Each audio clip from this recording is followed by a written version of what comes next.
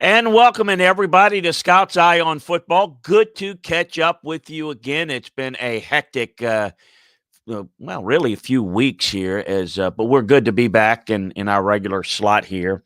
As we've got so much to talk about here, as you get into this time of year where you've got a confluence of different things going on. The coaching search world is really settling down and not a whole lot. We'll keep you up to date and all of that here, but also in our notebooks every day, our college and NFL notebooks.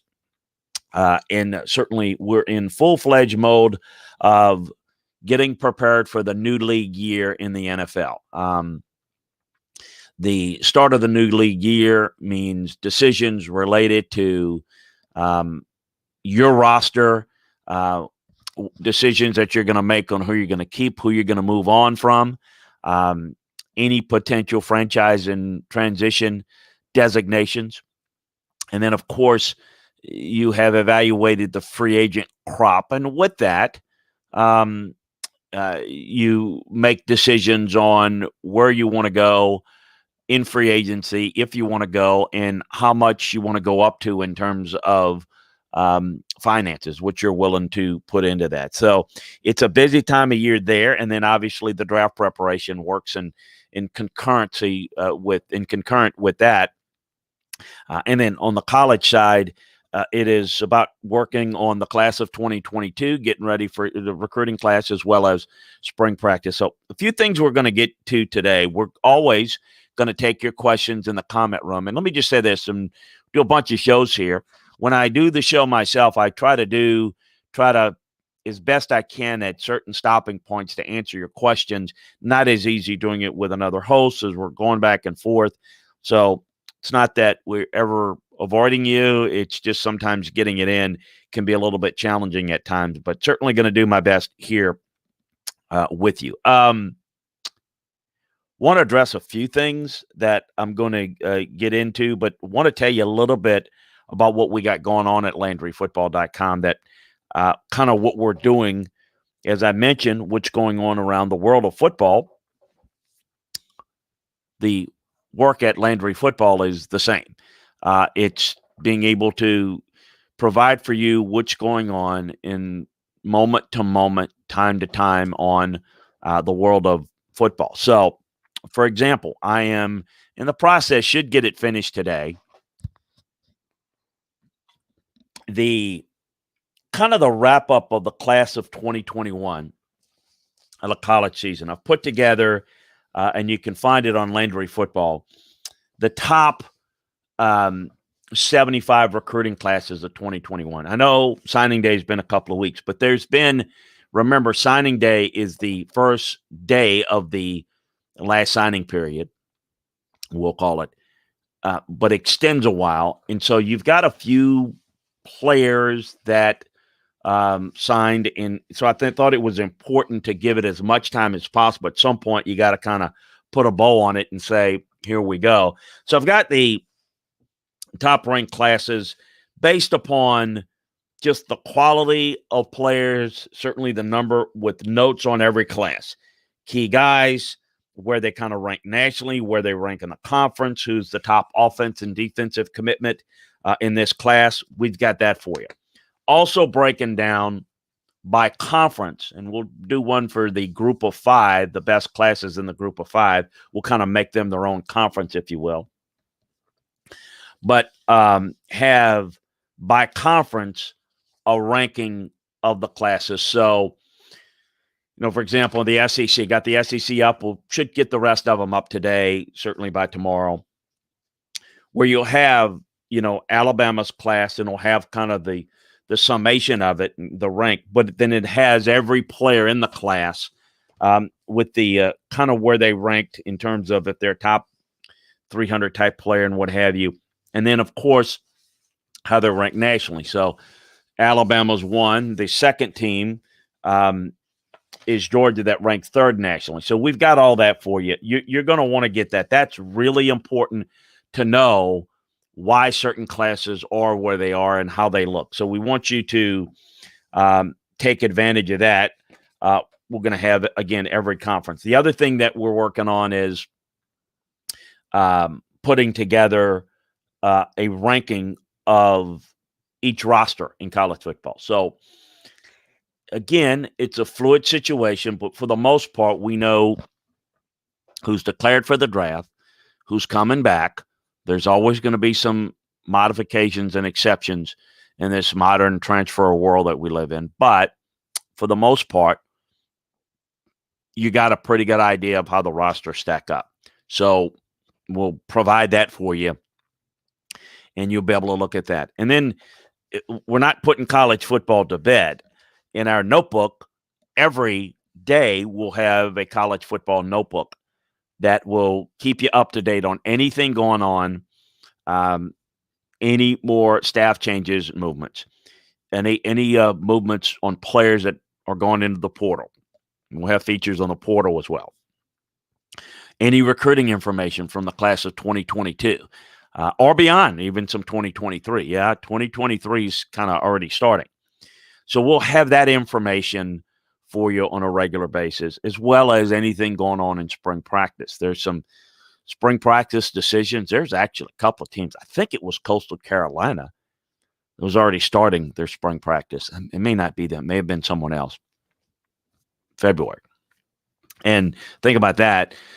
Most of you out there are in places where it doesn't even resemble spring right now. Some of you, of course, we got a lot of folks that listen in the Florida area, probably a little warmer there. But so we'll keep you up to date on everything going on in spring practice. But obviously, as we kind of get that to bed, that's what's going on in college. In the NFL, been working a lot on obviously free agency, the draft, and that's going to bring about a lot of information on the website that's going to take you through the whole process of free agency, the draft, evaluating of players, player movement. So you want to make sure you check out our notebooks. You want to make sure that that you're in tune with everything that's going on. But then also you want to be able to check and see from the standpoint of player evaluations, how players grade out is in free agency and the draft, and kind of what it's about. For example, I encourage everybody, if you have not had a chance to join up at LandryFootball.com, go to Landry Football and let's see where it is, because it's been a few days. Gosh, it's go ahead at the top and click free agency in one of the top bars, and you'll see the most sought after free agents. We'll look at that, but go ahead and take a look at the NFL free agent philosophy, understanding the process, do's and don'ts. I've made that free, so anybody that's not a member can go and read that, check that out, and I think that gives you an idea of free agency is thought of a lot differently in the media and fans. Well, they're not active. My team's not signing anybody. They're just losing anybody. We're struggling. What are we going to do? We're in trouble. Yada, yada, yada. Calm down. Okay. This will tell you a lot about what truly should go on and how you truly should handle free agency, and why free agency is completely different than I think what people think. A lot of stuff in there. We want you to check that out. We think it's really good. Talk about the philosophy, identifying the problems. I tell you about the pro personnel grading system and how we evaluate players. So you get that. And then what I call the free agent identification grading system. So players are tier 1, tier 2, tier 3. So we've got that. We've got the philosophy about how free agents mostly bad value, and you want to make sure that you're not caught up in understanding and thinking what's good value when it's really bad. And then free agents fall into two categories, and I go into that there, and then talk about how it affects the salary cap. And certainly we'll get into it this year and on this show and on the website of how the salary cap is going to be a little bit different. Who you're trying to target, how you want to do it. How do you go about filling needs, the contract year guys, how the injury replacement and practice squad factors into your salary cap. Nobody ever thinks about that. You have an injury, what do you do? How do you deal with it? Why you have to have cap room for that? And then there's a multiple choice question that you have to ask yourself when running an NFL team with regards to free agency. I tell you what that is, and you've got to answer. It's either A, B, or C. And that will tell you. That's your self-check question on whether you should sign that guy. How many plays should you get out of a player in a year before signing them? Budget sense, the importance of third down, financial chemistry, knowing what you're getting, and understanding that the people that have the current player on another team knows them a little bit differently than you do. What can you know? How can you know it? Why the importance of somebody that's coached or had a player in another team and how it may affect whether you want to go. Culture. Can your culture change a player? Is that real? Go into that. The noise that comes along with it, staying focused, believing or not believing in your one player away syndrome. So understanding all of those things are really important. Check that out. It's free. No excuse to go out, check that out. And I think you'll get a feel for it. And then obviously, hopefully you become a member where you can become a part of it. As I said, it's like having your own scouting department for less than a magazine subscription. So it's less than $10 a month. It's even cheaper than that if you take advantage of the scouting season offer that we have. So, that is so valuable. So we've got a lot going on there. Tomorrow on the Landry Football Podcast, I'm going to talk a little bit about how to make trades and how trades really are consummated and how basically you use the media in the trade. I'm going to get into, how you set up that process. So that's some the other things we're going to do as well on Landry Football. We're going to have not only got the free agent hit list, but we're also going to have the free agent board, going to have a draft board. We're going to have a roster analysis of each NFL team. And so you're going to get, again, full stop shopping. It's kind of like, if you always say it's like you owning an NFL team and having access to a coaching and scouting department. But what it really is you get to own all the teams, if you will. So you get a feel for, you want to know something about your favorite college team, your favorite NFL team, or just anybody's, you got all of that. I know a lot of some of the websites will give you a perspective from one school with kind of a national tone to it. We'll give you an in-depth scouting and coaching analysis that's a little bit different, a little bit more thorough as it relates to when any team that you want, any player that you want, any coach that you want. So a lot that to uncover there. So I want to talk a little bit about what's going on with the Carson Wentz trade. We're going to get in more details about trades. Got a question about football analytics and things that go on and how analytics are involved.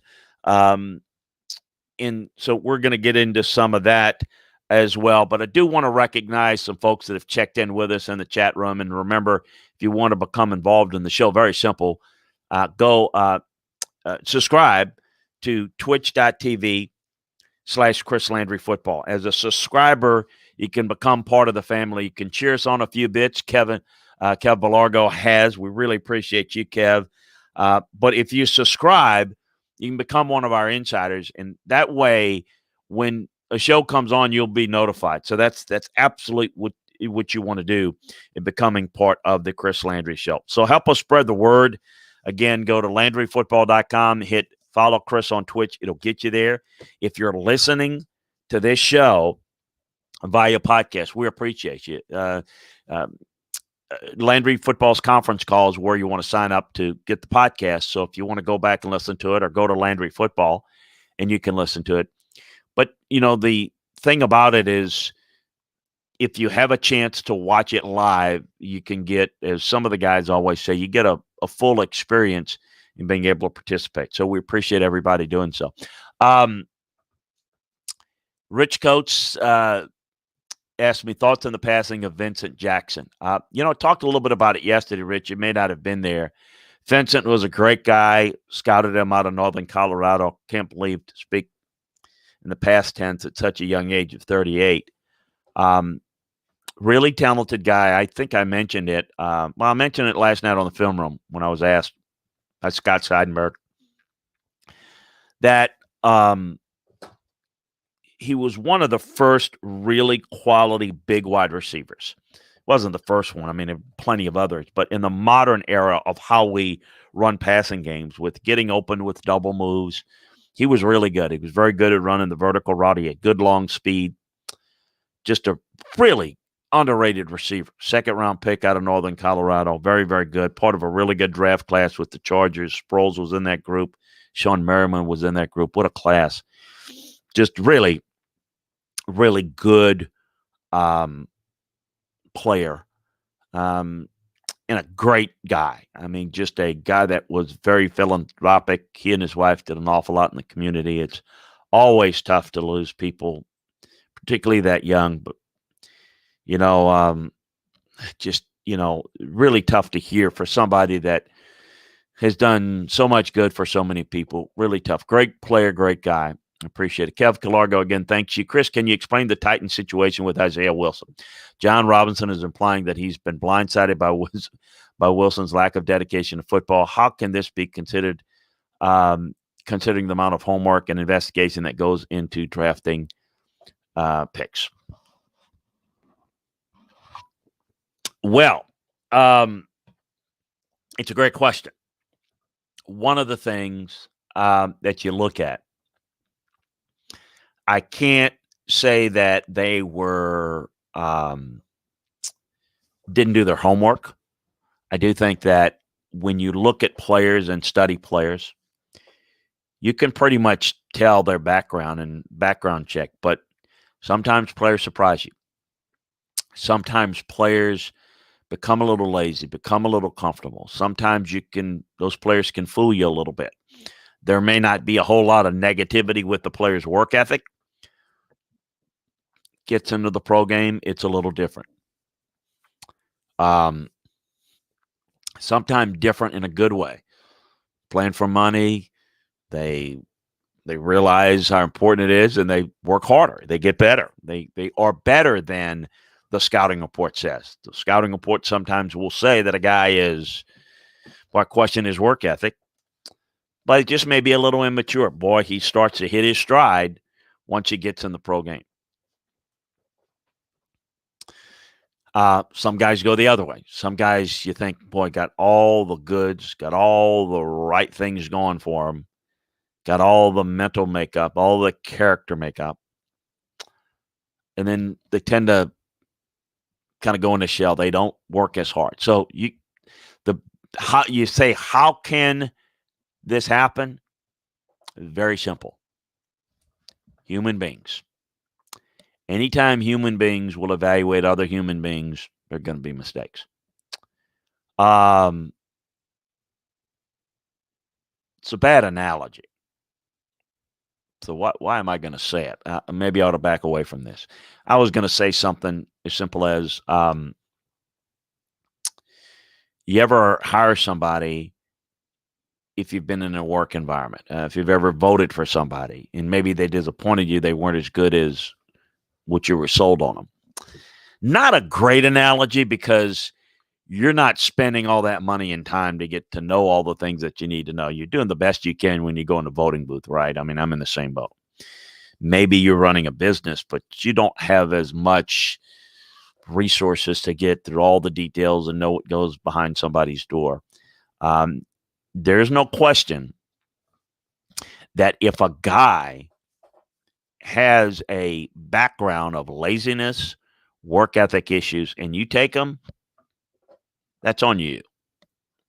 If he doesn't have it and he changes, I'm not quite sure how you really, it's your best guess. It's your best guess. Scouting is not an inexact science. In fact, it's far from an inexact science, and it's got a lot of art to it. It's a lot of gut feeling based upon always say gut feeling and instincts. They're learned over time, over experiences. You can talk yourself into or out of a player based on what you know. I think you try to mitigate the risk as best you can. I'm a little disappointed with Isaiah. Now, I think there were some issues, not to this point. I think what they're trying to do is motivate him publicly, feel like maybe the best way to deal with him is kind of quote unquote embarrass him. I'm going to leave it up to them. They know the player a little bit better. But the short answer is, of course, there are going to always be mistakes. But the mistakes are, and I always try to say, look, if I know that you have a potential problem and I take you, that's on me. If it is not uncovered and you do a good job and you really are different than I thought you were, that's more on you. And that's unfortunate for me, and I kind of feel more the victim than the other way. In this case, it's hard to say. It's hard to say. Exactly, Isaiah, whether it was, I don't think it was a real glowing issue. But let me just say this, that's where I kind of mitigate where I take them. I'm more inclined to take a risk on a guy a little bit later, because if you miss, you're missing on a guy that's got a lot of potential and a lot of ability. And these are not machines. These are human beings.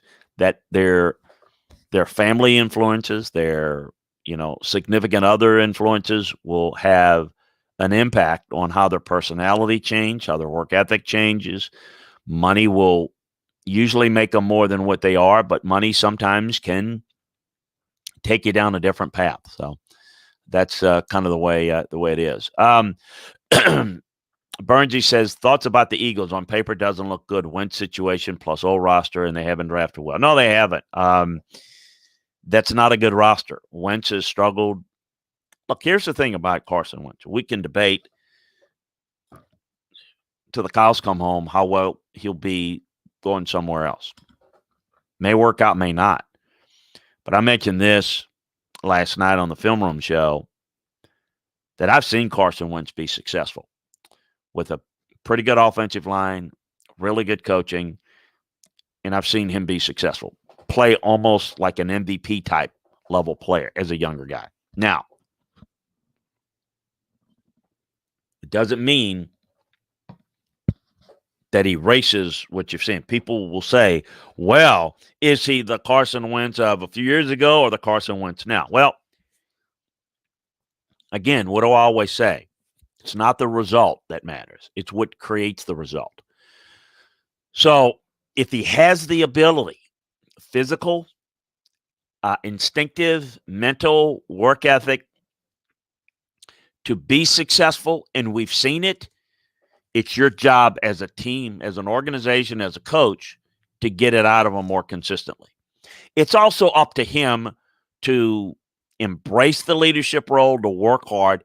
You can coach hard. You can do all the right things. If the guy doesn't work hard, he'll never make it. Jamarcus Russell was never going to make it because he never was going to work, and he wasn't that bright to begin with. A lot of guys like that. Ryan Leaf never was going to make it. He just wasn't going to work hard, was never going to be mature enough.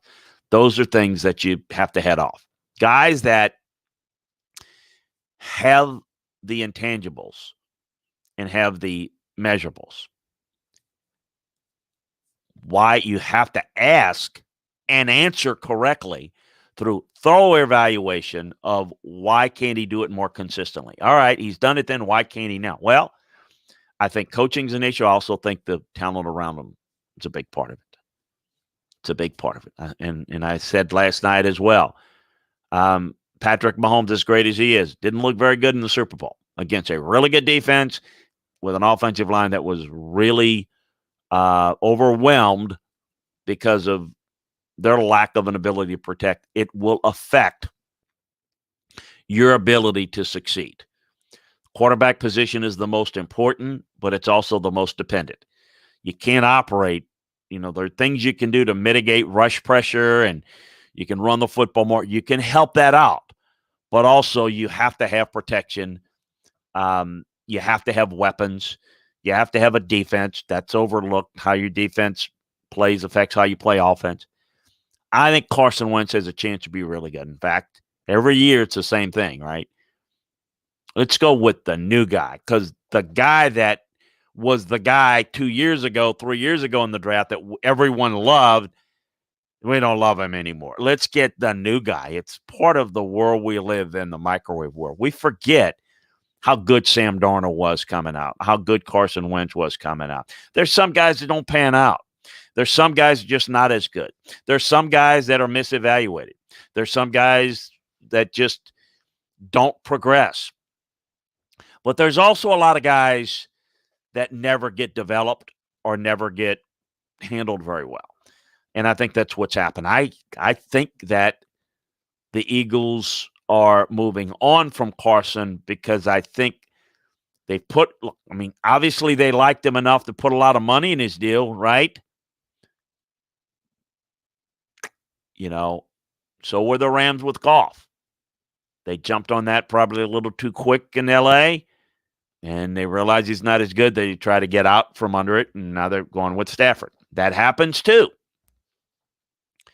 But I think the thing in my mind is you've got to know, and unless you're in that building, unless you coach him, you don't know, is there something wrong with Carson? Is there something wrong with Sam Darnold? Or have they changed? Are they not as good of a leader, or do they not work as hard as they need to? Are they harder to? Those are things that I have not heard of. And if that's not the case, then I think they're not the problem, you are. Now, I'm not saying that those guys have played well and the team around them has played poorly. I'm saying is they're playing poorly, and they're making bad decisions, and they're making bad throws, and they've lost confidence. All those things are true. But why? Could another quarterback have, in the same situation, done it better than them? Yeah, probably. Probably several could have done it. Some. But you have to understand, you have to see the big picture. And this is one of the things that I learned. People will look at it from the outside and say, I think it's this, I think it's that. One of the things you learn as a player, there were certain ways I looked at the game. And there are certain beliefs I had. When I went into coaching, I began to see a game from a different lens. And when I went into scouting, I see it yet from another lens. And then I see it as a football administrator, yet another. When you pull all those lenses, think about the camera angles. We talk about replay. You got one view from way above, that's playing. One view from, the end zone, that's coaching. You put all of it together, you just have a different view of why things work and why they don't work. I can tell you, as a coach, you always think that you're doing it right and players not this. And as a scout, as a personnel guy, you always think the player's good, the coaching's not quite good enough. You have to be careful. I've worked with guys that it doesn't matter. They just think the coaching's not good enough and all the players are great that we take, and it's not the case. Coaching always think, this guy's not good enough, can't do that. Well, he's a little bit harder to coach. He's a better player. You got to put more effort into coaching. You might have to adjust some of the things you do, to get the point across. But you got to have that. To me, that purview is important. I think with Carson Wentz, they may be making a mistake. But here's the thing, and I'll get into it because let's talk a little about the Carson Wentz trade and what's going on. And I'm going to get into this a little bit more tomorrow. But the Eagles they've misread the market for him. And, Howie Roseman is a guy that does a lot of his stuff through the media. He's a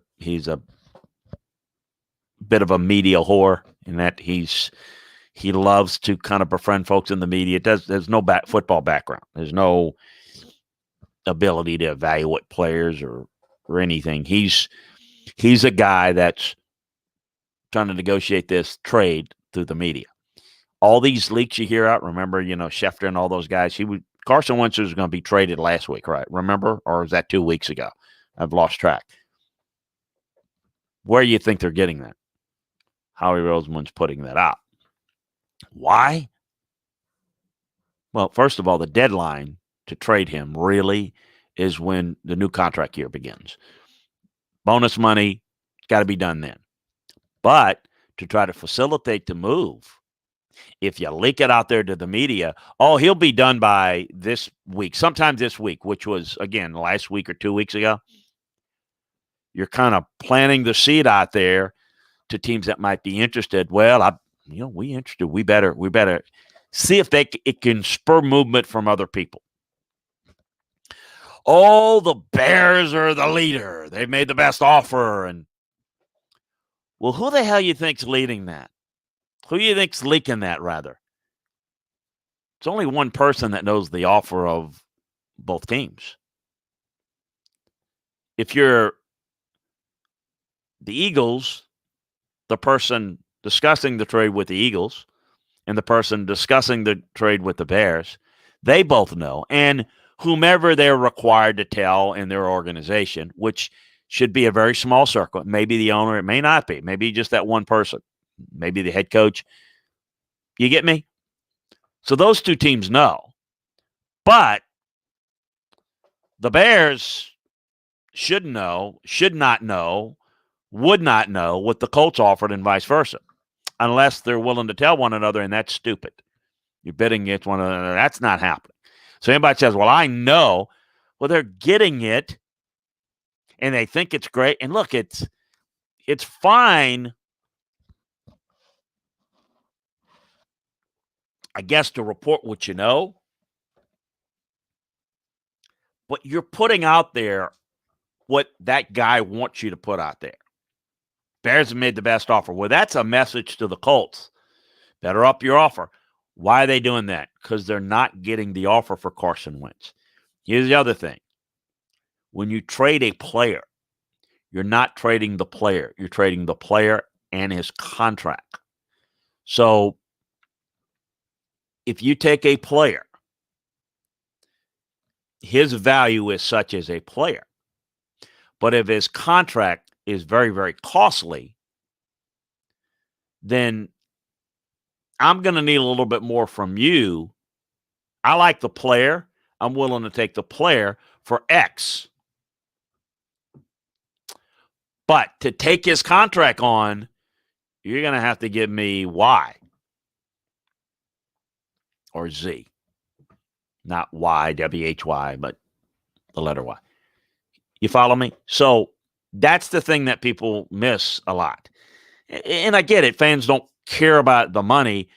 You have to care about the money from a salary cap standpoint. Just like the Goff deal. Well, that deal was made because you're absorbing that contract. So would I want Carson Wentz? Yes. Am I thrilled about the contract? No. But if you got cap room, the importance of the position, you put him in the right spot, we'll see. No question that Nagy, and particularly John DeFilippo's with the Bears, got a background with Wentz. You've got Frank Wright. It's got a background with the Colts. Got background with Wentz. Makes sense. But the Eagles are not getting what they hoped. Again, there's nothing wrong with trying to get a whole lot for him, maybe more than your job is to get the most out of it. But the one thing that he does that will likely come back and bite him in the rear is there's a lot of things thrown out there. So, look, the Eagle fans are going to be critical of the trade because I can tell you right now, they will say, didn't get enough for him. Well, you don't know what they're going to. I can tell you, the fan base has an idea of we need to get more from them because they don't get the whole idea. And the whole market is being painted from one side, and that's not the reality. I always did trades with this, and again, I'm going to go into this some more tomorrow. You have to do the trade from both sides. Okay, it's my job to get the best deal for the team that I'm working for. But if I need to make a deal, you need to make a deal. I mean, if you're a car salesman, and I apologize, I know nothing about cars. A car is, I mean, you have a sticker price, and there's some leeway there, I guess. So let's just use $20,000. Well, if you give an asking price of $28,000, it's really a $20,000. I mean, at some point, if you're going to sell that car, you can just let them go to another car dealership, or there's a price in there that makes sense, that they feel comfortable, you feel comfortable. I don't know, maybe it's 24. You follow me? If you're going to do a deal, it's important to understand that it's got to work for them. If they feel like you're hiding something, you're not going to get a deal done, and then you've done nothing. Then you've got a mess. And if you're kind of way out of whack, I just think it kind of turns people off. So, I went into a lot on that, but it's an older roster, and they got a lot to fix, no question. Rock says the brutal reality is that J.J. Watt is often injured with rapidly declining production. Seems like a candidate to be paid far too much for questionable trade. No, I disagree with that. If you watch Watt, his production has not declined hardly at all. His injuries have been a factor. When he has played, he's played very well. And he's got great versatility. Could he be a candidate to be paid too much? Yeah, somebody might. You're right there. But that's not how you do the deal. I mentioned last night on the Film Room show, the way you do a deal for J.J. Watt is you incentivize a deal. He's going to want to go to a team that can win a title. You pay an incentivized deal based upon playing time, games started, production. He can make all the money he wants. And remember, it's likely to be earned incentives, which is based on what he's done. So he's not likely to earn it. So you can really get away with putting together a really creative contract. Am I going to rule out that somebody's not dumb enough to offer him? Yeah, it could happen. I don't think it will. I don't think he's going anywhere that's not a contender. So he's not going to give you 600 snaps. So what? If he gives you 250 quality snaps down the stretch, he has great value, great versatility. He can play all across the front. But don't get fooled into thinking this guy is no longer – is he as good as he was earlier? No, because when he was younger, he was a little bit more reliable health-wise. That's a reality. How much are you going to get out of him health-wise? That's a problem. That's an issue. That's a concern. That has to be vetted. But that can be handled with the contract that you structure. But let me tell you, that guy still played at a very, very high level. Check out where he ranked this year on the website. When he plays very well. On a contending team that, again, it's an F. He's healthy, a contending team in the playoff, he could put you over the top. He's one of those guys that if you're good enough, he could help you do that. You're not one player away type of guy. You never are. This is the guy that can put you over the top, situational roster late in the year. This guy can still produce at a high level, just not for as much. Maybe that's not as many snaps. This guy played very well when he's been healthy. Jeff Parrott, Chris, can you explain the Dak Prescott contract situation in Dallas and what do you see happening? Well, the contract situation is that it's not existent. In terms under a tag, they could tag him again or get a long-term deal done. By my calculation, Jerry and Stephen Jones and how they handle this situation has probably cost them $50 million, $45 to $50 million. So, well, how do you go back? You go and look at, here's the thing that you do. So, because I think it's one thing to criticize that's not productive. What is how do you best handle it? So let's go back. Dak Prescott has a good early start of his career, correct? Yeah. Good player. You see you've got something there. I don't know that I see greatness like I see Patrick Mahomes, but I see a really good quality starting quarterback. The exact type of guy early on they should have gotten to a contract. They could have gotten a contract that would have been, probably in the neighborhood of $32 million, good length early on. And if he didn't want to sign it then, because you can't make him sign it, then you have enough time to say, all right, well, we're going to look at other options, because if you don't want to stick, we see something in you. We want to lock you up now. There is a risk of us not signing you now, and there's a risk of you not signing it now because you don't know what's going to happen to your career. It may get worse. You may get injured, but we believe in you. We want you. Here's what we want to do for you. If you decide not to do that, then we need to look at the possibility of bringing in another guy, look into another situation. That's the option. You got that done, and he is under contract for a bargain, relatively speaking. The quality that he is versus what the pay would be a fraction. They didn't do that. Okay, that's the mistake. You like a guy, go ahead, sign him to a really good deal, and you can maneuver around. Hey, what if he's not great, Chris? The money goes up and up and up and up. You got a good one, sign him. You're going to be glad you did, because it's going to cost you more and more and more and more and more. The Cowboys didn't do it. They waited. They didn't know. They weren't quite sure. They're not good football people in that front office. Will McClay is, but he doesn't have any decision-making power. So they decided to put the franchise tag on him. Well, once you put the franchise tag on him, you basically are saying what your average per year value is. That's what you're telling the agent and the player. Now you put the tag on him again. That only goes up astronomically higher. So getting a long-term deal done is completely in Dak's favor, because Dak can just sign it and play under it and be a free agent and go anywhere he wants. And there's nothing Cowboys can do, because they really can't do it a third year. I mean, they technically can. They won't be able to do that financially. So they're going to have to pay a lot more than they'd want to. They're just going to have to. I mean, or walk away. They've totally misplayed this.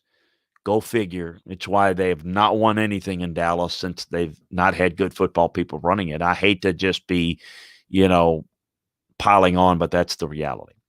Can the Bucs defense stay elite? And if they lose Shaq Barrett, well, if they replace him, he takes talent to replace talent. That's a spot for J.J. Watt. He won't replace Shaq Barrett, but he'll be a fraction of the cost. You'll still have to combine him with a younger guy, but he would have a help, certainly like he would in Green Bay. Rock says, is there a quarterback that rose from the ashes better than Jim Plunkett? Sounds like Wentz has that opportunity. Well,